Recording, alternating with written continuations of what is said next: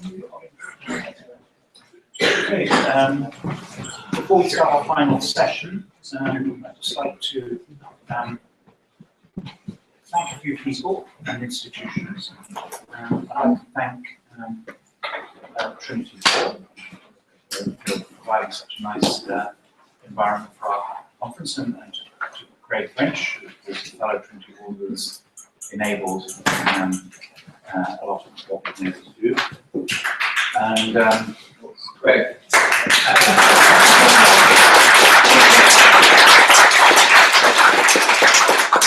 I didn't want to thank Craig that much.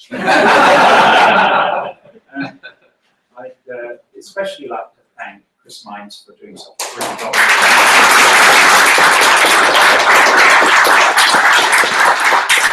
Absolutely superbly organised. Thanks, Chris.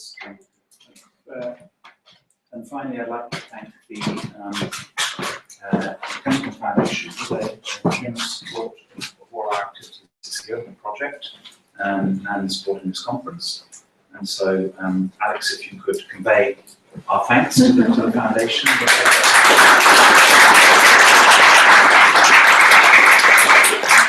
thanks to all our speakers for coming. Thanks to everyone for coming. Our last talk today is Adam Pautz on a dilemma for Russellian Monists about consciousness. Thank you very much. So you may have noticed that a lot of people recently have been talking about Russellian monism about consciousness.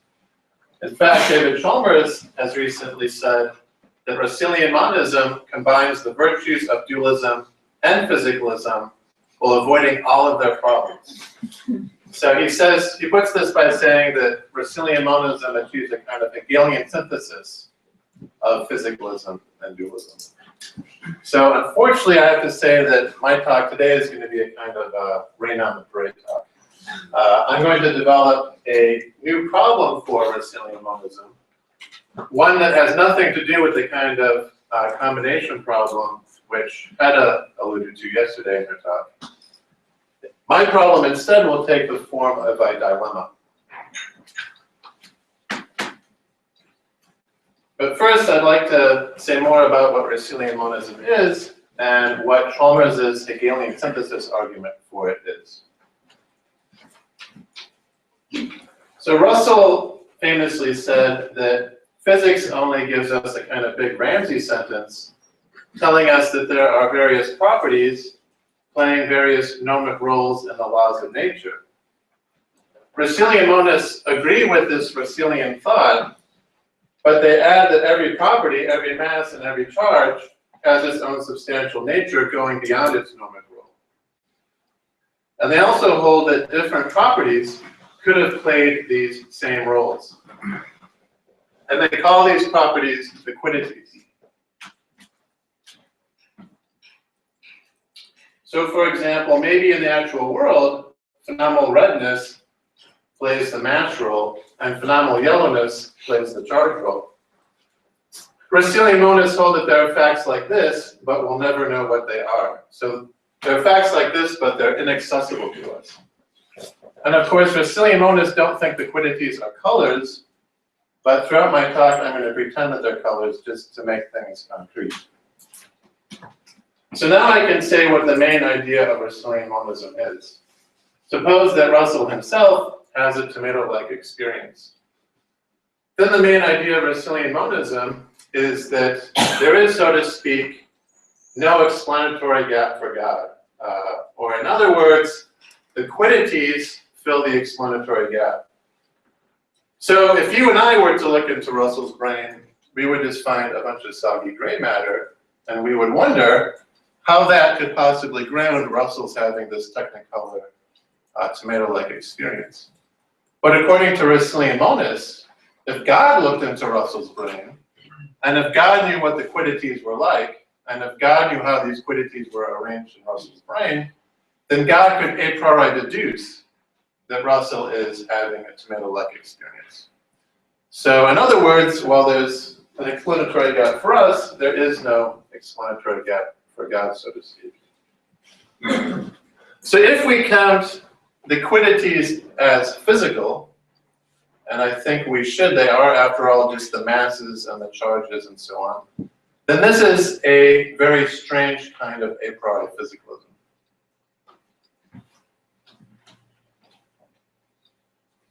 Well, it's strange. You can see why Chalmers thinks that it achieves a kind of Hegelian synthesis of physicalism and dualism. Broadly speaking, as I just said, it is a form of physicalism, albeit a strange form. And it provides a nice, simple, and uniform picture of reality with the distribution of quiddities and the gnomic facts a priori entailing everything in nature. Also, like dualists, Russellian monists can use a kind of conceivability argument to support their view, while at the same time avoiding dualism. In particular, they can use a conceivability argument against standard physicalism. They think that we can conceive of what we might call an accessible zombie twin of Russell. That is, we can conceive of a thing which is like Russell in every accessible physical respect, but that does not have a tomato-like experience, unlike Russell, and in fact, that has no experience at all. Now, like dualists, Russellian monists like the step from conceivability to possibility. So just like dualists, they conclude that this accessible zombie twin of Russell is a metaphysical possibility. But unlike dualists, they don't jump to the conclusion that dualism must be true. Russellian monists have another way to accommodate the possibility of the zombie Russell. They say that even though Russell and twin Russell are exactly alike in every accessible physical respect, they differ in their inaccessible quiddities, or the inaccessible quiddities of their microparts. Whereas Russell is blessed with the kind of colorful that are up to snuff when it comes to grounding consciousness, or twin Russell just has boring gray quiddities that are not up to snuff when it comes to grounding consciousness. So, Russell has the magic pixie dust, and twin Russell doesn't. So there is, on this view, a physical difference between Russell and twin Russell. And so the possibility of twin Russell is not a counterexample to physicalism anymore. So the idea here is that quiddity switching alone is sufficient to turn the lights on and off. Okay, so now that I've said a bit about what Russellian monism is, I can turn to my dilemma. Russellian monism, I think, can be developed in two ways, although this has not been discussed in the literature. On the one hand, there is reductive Russellian monism. On the other hand, there is primitivist Russellian monism. I'm going to argue that reductive Russellian monism is just not a possibility for Russellian monists. And I'm going to argue that primitivist Russellian monism is very similar to dualism and has no advantages over dualism. And so Chalmers' Hegelian synthesis argument does not work. All right, so first let's take a look at reductive Russellian monism and its problems.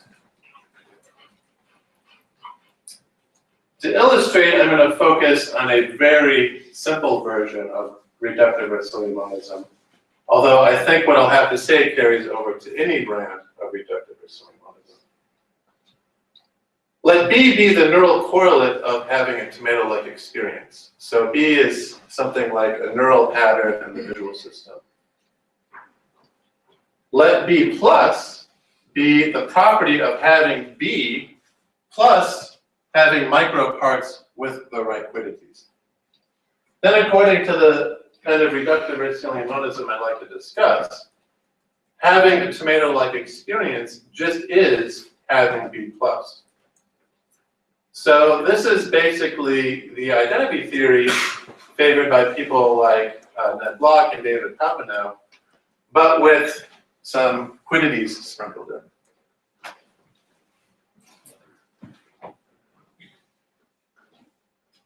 In general, according to reductive Russellian monism, all non-fundamental concrete things are just sums built up from fundamental physical things, and all non-fundamental properties are just complex properties built up from the fundamental quiddities and the structural properties and relations, like nomic properties and spatial temporal properties and relations. So I think reductive Russellian monism provides a kind of beautiful, austere picture of our world, one which definitely does have the virtues of physicalism. On this view, a small handful of general building principles for things and for properties is enough to explain the whole of the manifest image. The trouble is, I just think Russellian monists can't accept it. It's just sort of, it's out for them. It's a view that they can't accept. I think reductive Russellian monism faces three problems. Okay, the first problem I call the problem of simple subjects. And before I state the problem, I have to begin with a general point about Russellian monism. Remember that Russellian monists use conceivability reasoning to argue for their view. In particular, they use conceivability reasoning to argue against standard physicalism. But conceivability reasoning is a double-edged sword.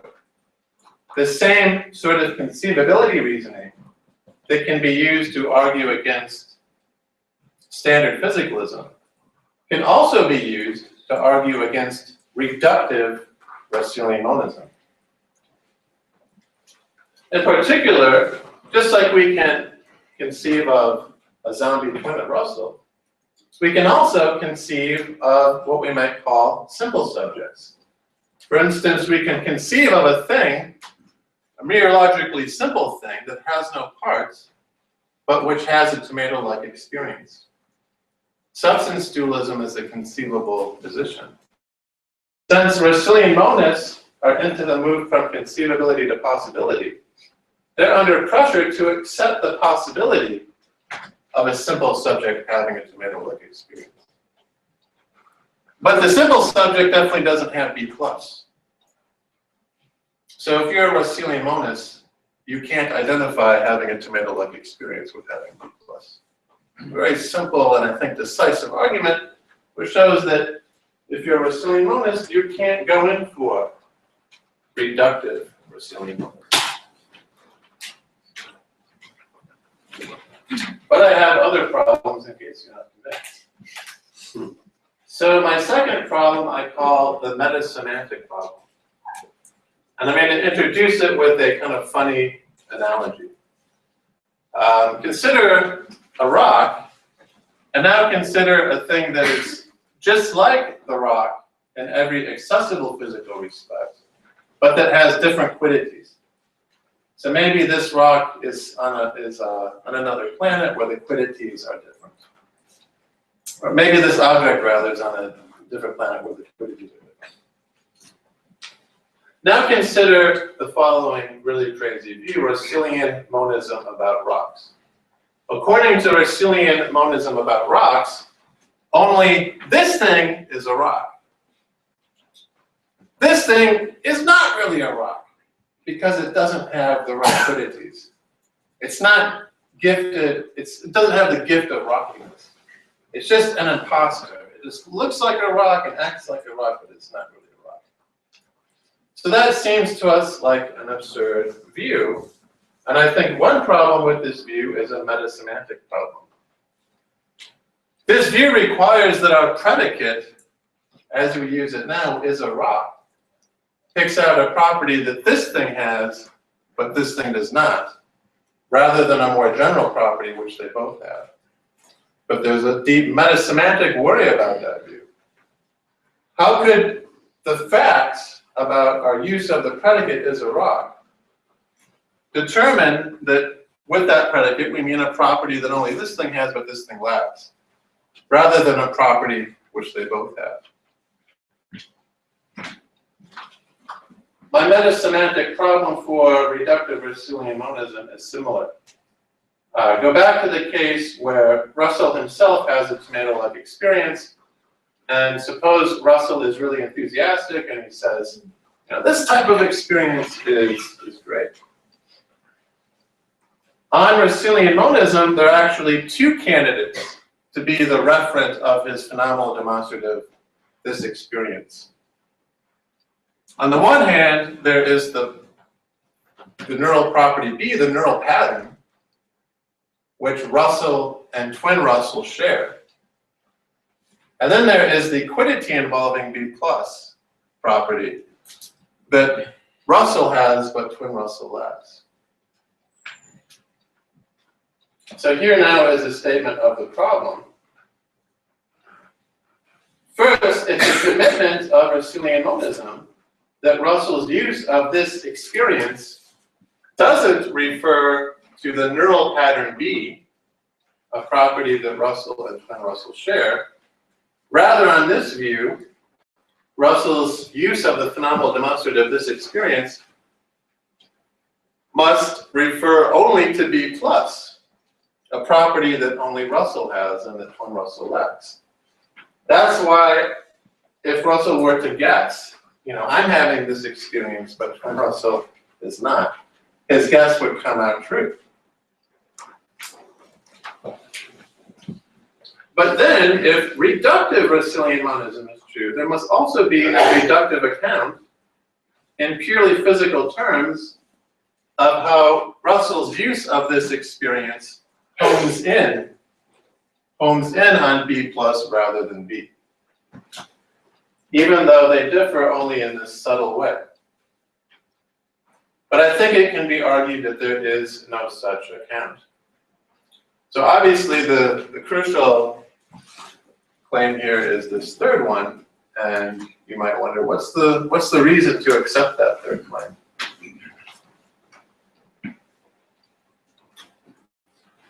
Well, when Russell says this type of experience is great, what could be the semantic glue, so to speak, that connects his use of the demonstrative to B plus to the exclusion of B?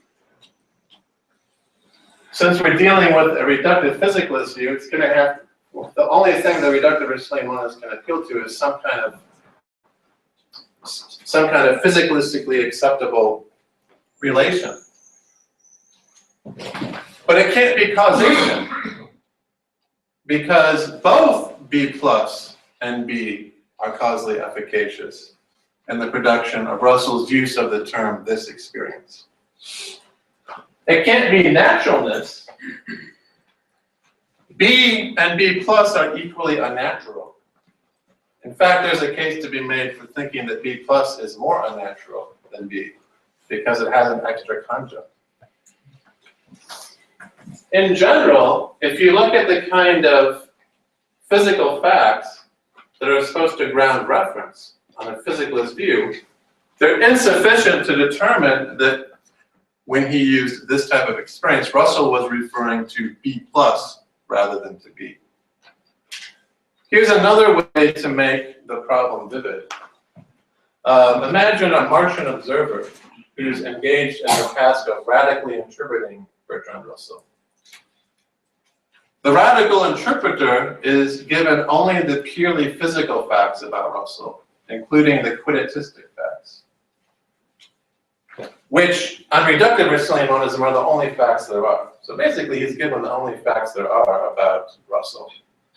Could this Martian radical interpreter figure out that Russell is referring to B plus rather than to B?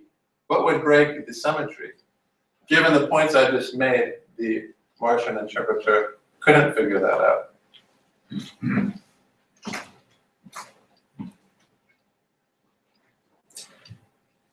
Okay, my third and final problem for reductive Russellian monism I call the problem of phenomenal representation.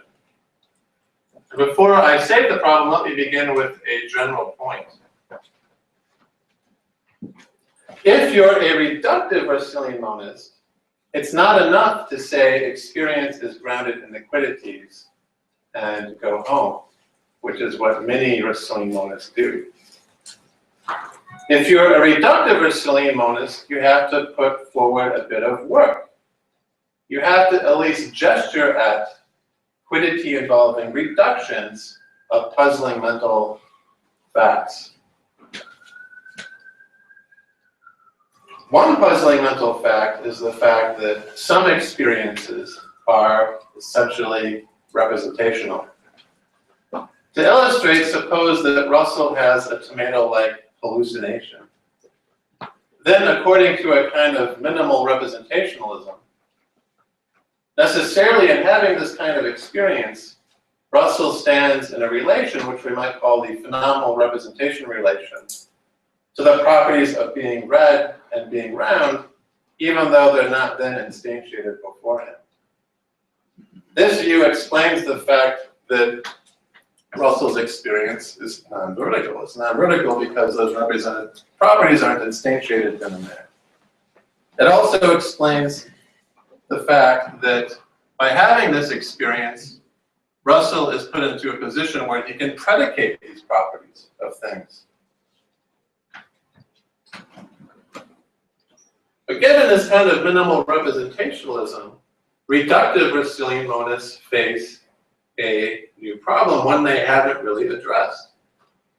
Namely, what is the reductive account of this phenomenal representation relation? Remember, this is a reductive view, so it owes us a reductive account of everything, including this relation, this dyadic relation.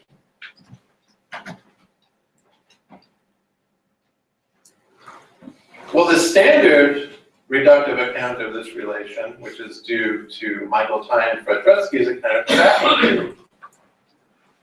On this view, the sensible properties, like redness and roundness, are just physical properties instantiated by things in our environment. And the phenomenal representation relation between subjects and clusters of sensible properties is just identical with what we might call the tracking relation. That is, the relation subject X is in a physical state that is cognitively accessible and that normally tracks Y in the external environment.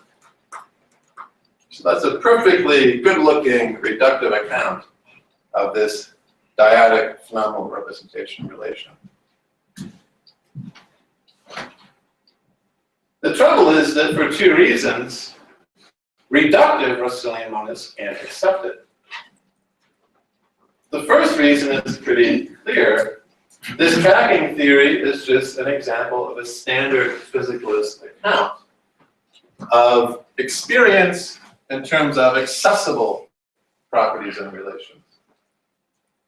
Since Russellian monists are into conceivability reasoning, that's the whole basis for the rejection of standard physicalism. They just can't accept this view. We can evidently conceive of a creature that bears the tracking relation to loads of external properties, but doesn't phenomenally represent any of them. So the same reasoning that Russellian monists use against standard physicalism, this immediately rules this view out for them. There's a second problem. As everybody knows, this kind of standard tracking account of phenomenal representation leads to phenomenal externalism. But Russellian monists are typically phenomenal internalists, and for reasons I won't go into here, I think that they are right to accept phenomenal internalism. So for this reason, too, this kind of tracking account of the phenomenal representation relation is ruled out immediately for Russellian monists.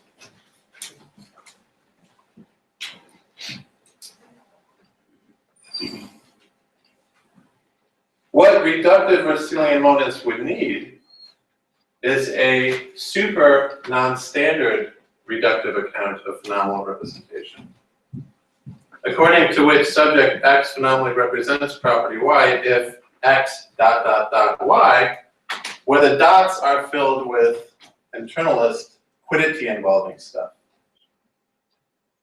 But we just have no idea, we don't even have the semblance of an idea of how such a reductive account would go. Nobody's ever attempted it. And I agree with something, this is a bit of a field of authority.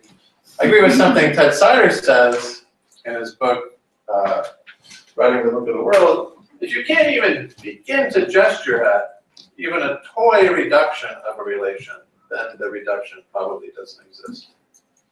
So this is what I mean by the problem of phenomenal representation for Russellian monists, reductive Russellian monists.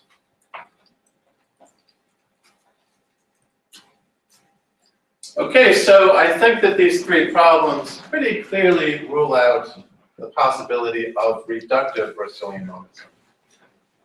So now I'm going to turn to my second one, primitivist Russellian monism.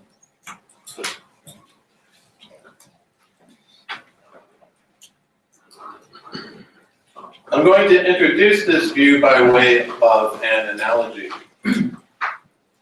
Consider a kind of Morean view of normativity. For example, consider the property of being something you ought not to do. On a kind of Morean view of normativity, this property is irreducible. That is, there is no completion of the schema for an action X to be something you ought not to do is for X to ... where the dots are filled with non-normative vocabulary. In this sense, according to the Morean, the property of being something you ought not to do is primitive. But in another sense, on this view, the property of being something you ought not to do is not primitive. Because Moreans hold that it's a priori, that whenever an action has that property, its having that property is grounded in the actions having some non-normative property. For example, the property of saving the life of a baby or what have you.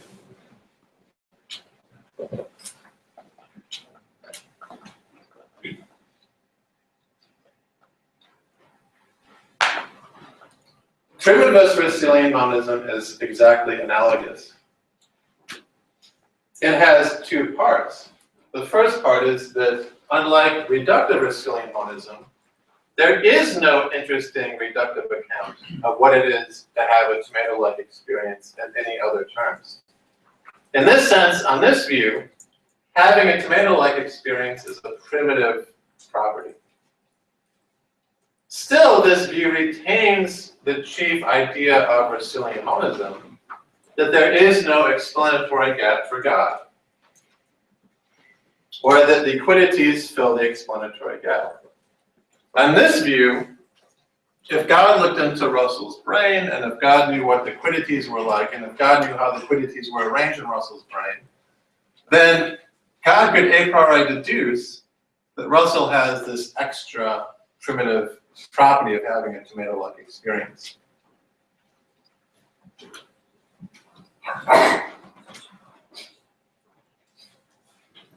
Primitivist Russellian monism avoids all three of the problems I raised for reductive Russellian monism. First of all, it easily accommodates the possibility of simple subjects.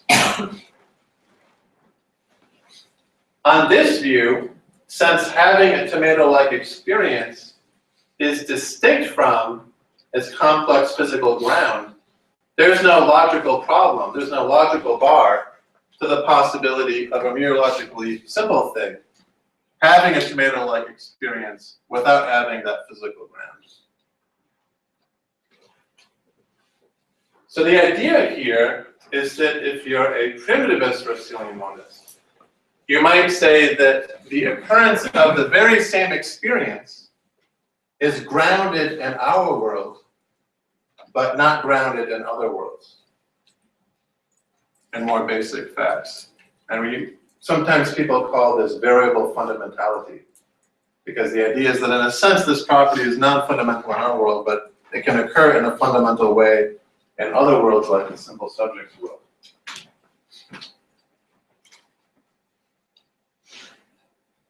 Second, primitivist Russellian monism can solve the metasemantic problem faced by reductive Russellian monism. Go back again to the case where Russell has a tomato-like experience, and he says this type of experience is great. Recall that on reductive Russellian monism, there are just two candidates to be the referent of Russell's demonstrative, namely B and B+. And it's quite hard to see how, in the context of reductive Russellian monism, how Russell's use of the demonstrative might home in on B plus to the exclusion of B. On primitivist Russellian monism, the situation is quite different. On this view, in addition to having B and B plus, Russell has this extra primitive property of having a tomato-like experience. This property is very different from its physical ground B plus. In particular, it glows with 100% naturalness, whereas B plus is a very unnatural, complex property. So given a kind of Lewisian metasemantics, since this property has 100% naturalness, it has more reference magnetism than B and B plus, somewhat as the plus function has more reference magnetism than the plus function. So on primitivist Russellian monism, we can see how it might be that when Russell says this type of experience is great, he's determinately referring to this property rather than to these two, either of these two. And since this property is in turn grounded in the quiddity involving B plus property, on this view, we can see how Russell manages to determinately refer to a property which is grounded in the quiddities rather than to a quiddity neutral property.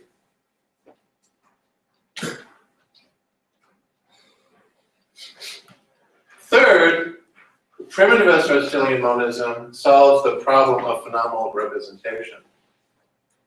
Basically, if you're a primitivist, nothing is forbidden. So if you're a primitivist, you can just say, okay, this relation of phenomenal representation is primitive. It's a primitive relation. There's no interesting real definition or reduction of it. Just like Russell himself thought that the acquaintance relation is primitive. But we can still retain Russellian monism by then adding that whenever somebody stands in this primitive relation to a cluster of sensible properties, his doing so is grounded a priori in his having a certain quiddity involving property, such as B plus.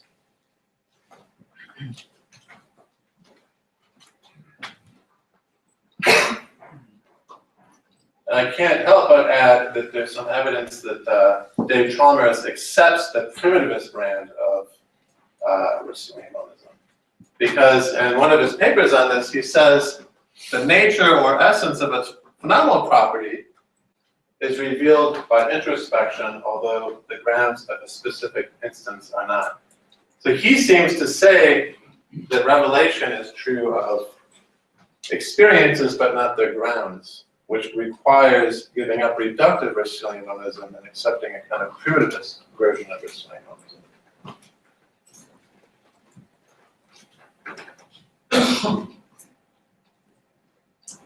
So in what follows by primitivist Russellian monism, I'll have in mind the specific version of primitivist Russellian monism I just outlined, which solves the three problems facing reductive Russellian monism.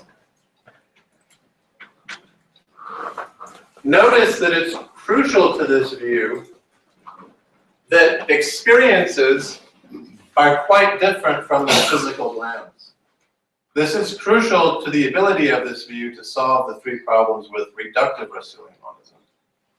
In particular, on this view, experiences are relational, involving standing in a relation of phenomenal representation to sensible properties, but their grounds are properties like B plus, which are not likewise relational. On this view, experiences are 100% natural, even though their grounds are not 100% natural. On this view, moreover, there's a big epistemic difference between experiences and their physical grounds. Revelation is true of experiences, even if it's not true of their physical grounds.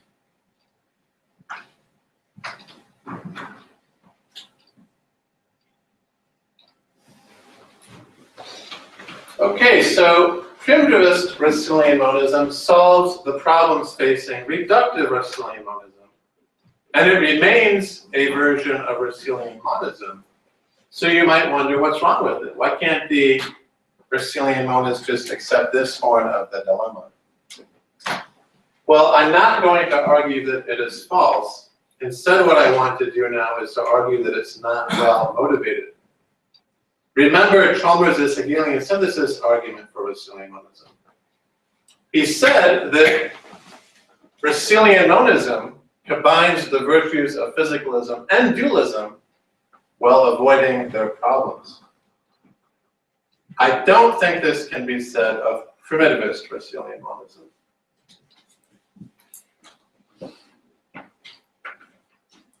In fact, as I hope should be abundantly clear by now, primitivist Russellian monism is very similar to dualism. In fact, it's very similar to the kind of property dualism that Chalmers himself used to favor. According to Chalmers' property dualism, having a tomato-like experience involves standing in a primitive relation of phenomenally representing to sensible properties like redness. But there are contingent gnomic laws that say, if you undergo so-and-so neural states, then you stand in this relation to so-and-so properties.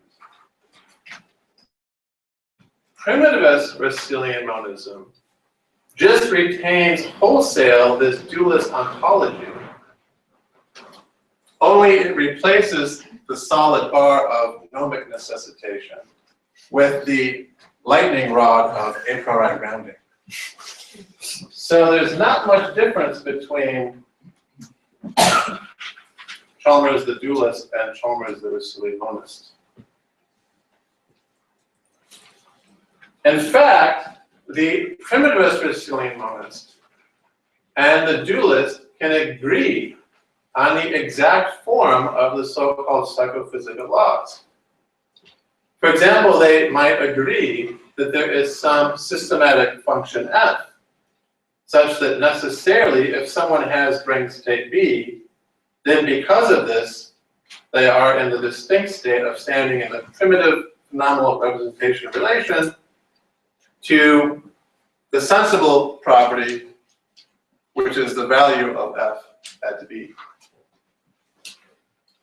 The only difference between the property dualist and the primitivist Russellian monist is that the property dualist says this sort of law is a posteriori and contingent, whereas the primitivist Russellian monist makes this very speculative claim that if only we knew the quiddities of the brain states, we would see a priori that this law records a systematic, metaphysically necessary connection between brain states and quite different experiential conditions.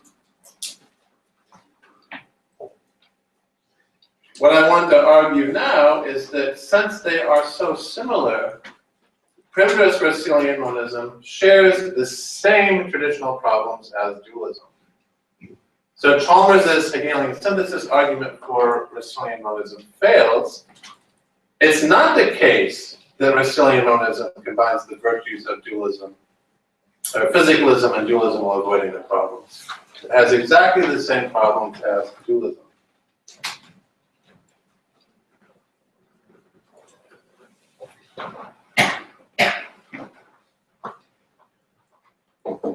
First of all, both of these views face the problem of providing a very non-uniform picture of nature. On both of these views, there's a kind of ontological novelty that only happens in connection with human brains and doesn't happen elsewhere in nature. Moreover, both of these views are equally non-uniform in their stock of basic principles about the world.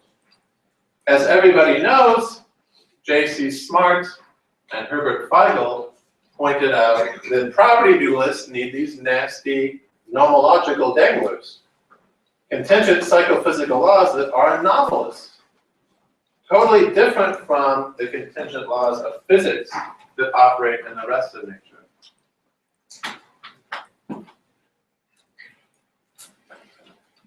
But primitivist Russellian monists need what we might call a priori danglers.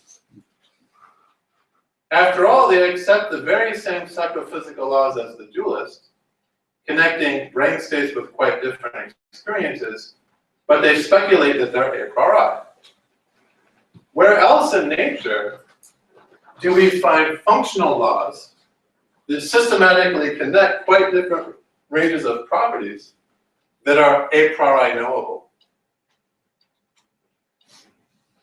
The answer is nowhere. In the rest of nature, there are a handful of a priori principles, like the logical truths, connections between determinants and determinables, maybe principles of composition.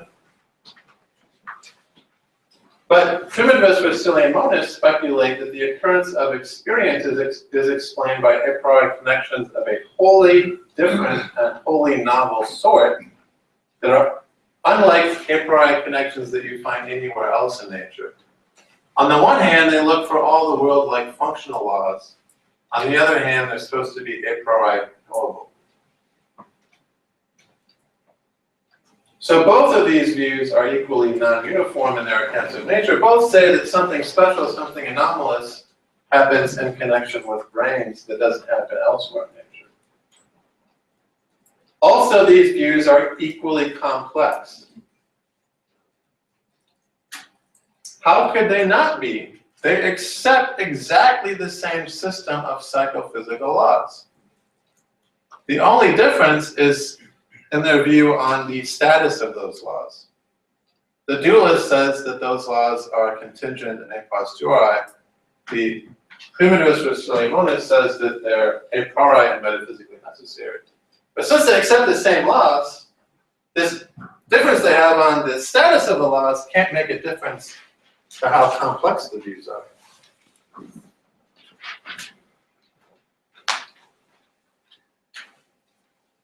Here's an analogy. Suppose we have an empiricist like David Lewis in the room who says that the fundamental physical laws are a posteriori. Now suppose Leibniz comes along and he says, no, Lewis, you're wrong. The fundamental physical laws are a priori. If you only knew the nature of the fundamental physical properties, you would see that they essentially figure in these laws. Do we right now have a simplicity-based reason to prefer Leibniz's view that the laws of physics are a priori necessary over Lewis's view that they're contingent and a posteriori? We don't. Maybe we have other reasons to like the Leibniz view over the Lewis view, but we don't have a simplicity-based reason to prefer the Leibniz view over the Lewis view. And in the same way, we don't have a simplicity-based reason to prefer primitivist Russellian monism over traditional dualism.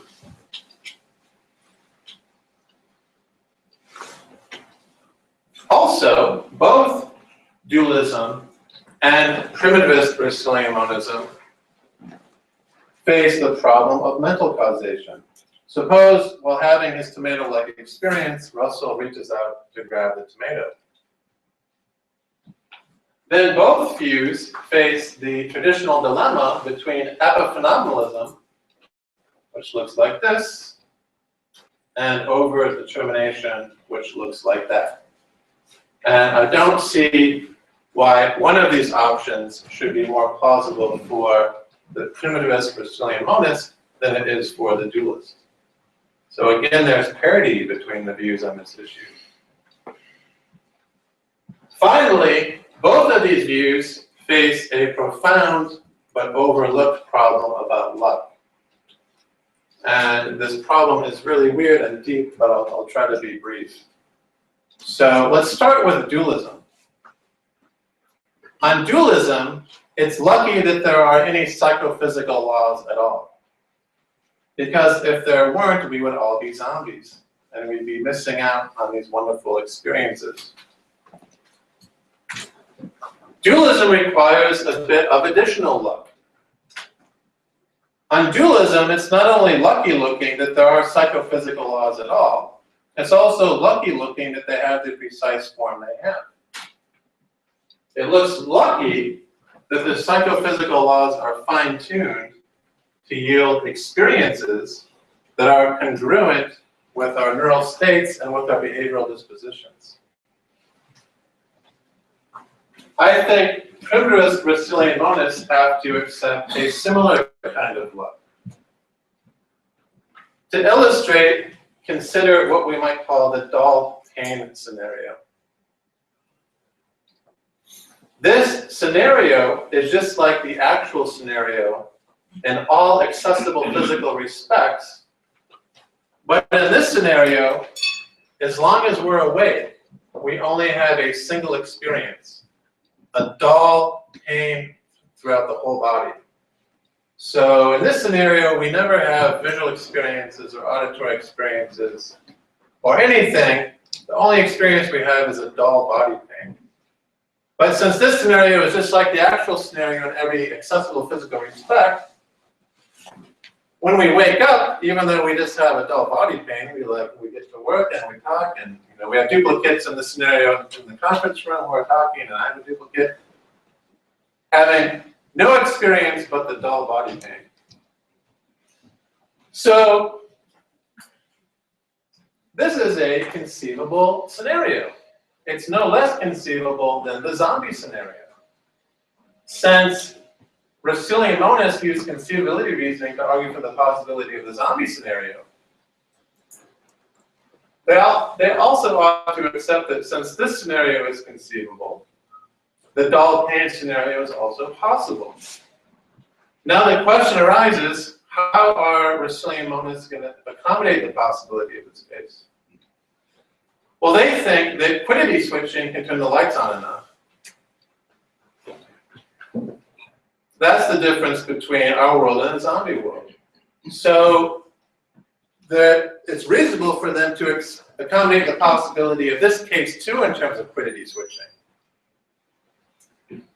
We not only have the right quiddities to make for consciousness, we also have the right quiddities to make for sane, good forms of consciousness. Our twins in the Dahl-Payne scenario have horrible quiddities. They're not super bad because they're not the sort of quiddities that don't make for any conscious experience at all. But they're quiddities of a sort that when combined with the physical facts, make for the Dahl-Payne experience and no other experience. But then the question arises, how can we have the good quiddities and not the bad quiddities? So it looks lucky. So I think primitivist Russellian monists face this puzzle about luck.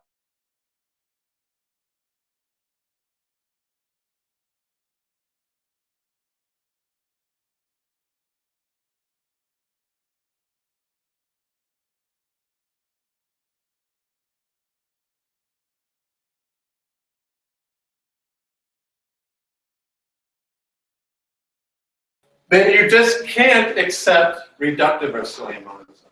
The same kind of conceivability arguments that rule out standard physicalism also rule out reductive Russellian monism. Your choice is then between primitivist Russellian monism and traditional dualism. And these views are on a par. Thank you.